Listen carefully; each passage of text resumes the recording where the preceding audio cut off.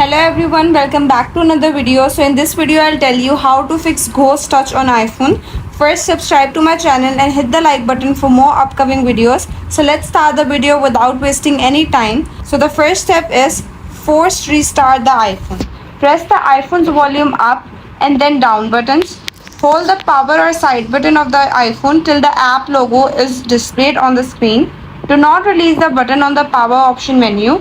Once properly powered on, see if the phone is cleared of the ghost touches.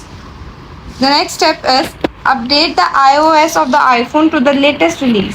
A bug in the iOS might be triggering ghost touches on your iPhone, and updating the same will resolve the issue. Launch the iPhone settings and go to the General. Tap on Software Update, download and install the update if available. Restart the phone and check if the ghost touch issue is resolved.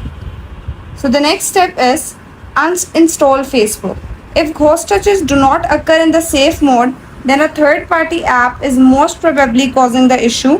The Facebook app is reported to cause the issue, and if you have it, then uninstalling it will solve the problem. So the next step is disable mobile or cellular data. Fix this disable mobile or cellular data on the iPhone.